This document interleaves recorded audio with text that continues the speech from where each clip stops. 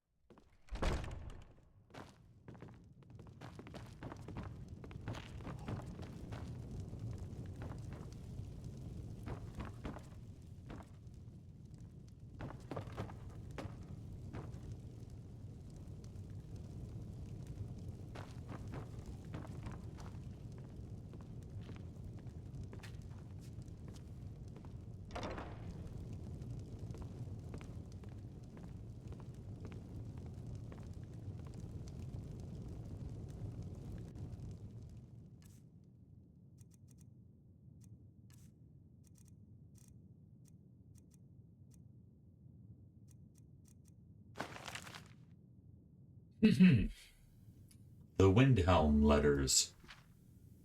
The following transcribed letters were recovered from a strongbox found after a fire consumed a house in Solitude in the early part of the Third Era. Nobody by the address named lived at the home, and it is unknown how long the family had owned the strongbox. The letters are believed to have been written during the reign of Jarl Elgar the Unminded, who ruled the Windhelm in the Second Era, and about whom few other records are extant.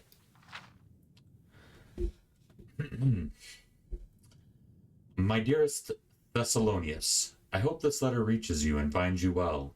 It is getting more difficult to find paper within the city, but I still save the scraps sent by the city's tax agents. I hope you don't mind a household reckoning on the reverse of this.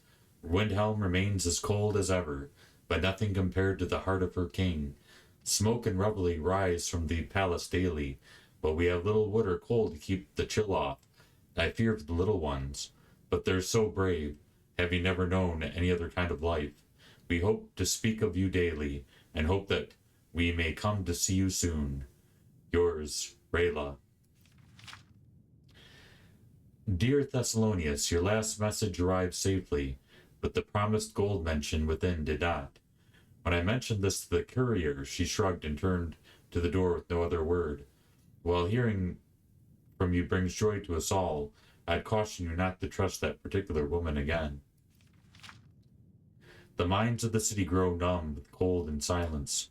We starve, and the unminded one makes no appearance, no speech, nothing to succor his people. His wizard has been seen walking the streets of the city at odd hours.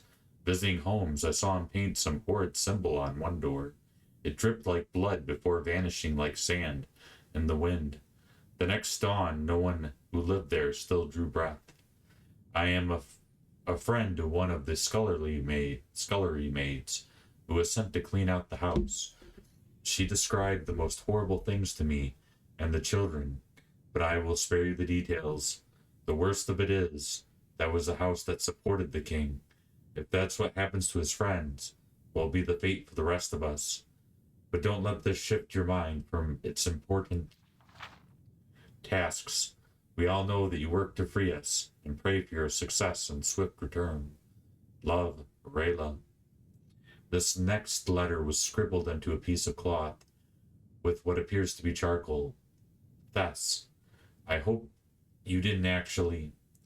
Efforts are important, but our sufferings must remain. Retaliation can be swift and terrible. If you no longer care for me, at least think of your love always, R. Dear Thessalonius, weeks go by, and we have no word from Solitude.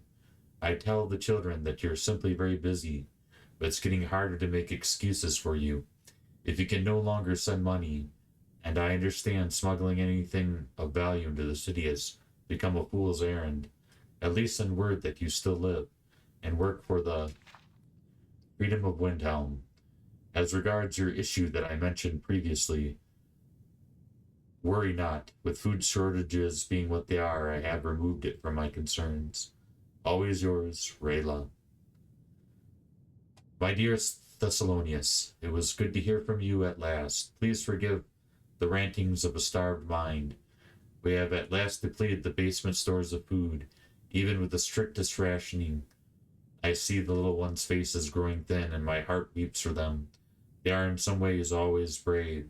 I think they're looking after me, more so than I them. Please come home. I strongly desire to look upon your face. R. Papa, Ma said to write to you, so we love and miss you. Ma is tired a lot, but has lots of visitors, so we're being good and helping. Loves Thessal and Sheppel. Thessalonius, I don't have much time. The city has finally broken. The gates of the palace will not keep us out. The storming begins soon. I have gathered those who still have spirit to live. We are taking our own fortunes to hand. I hope to see you on the other side of this. Pray for us as we once prayed for you. Yours, Rila.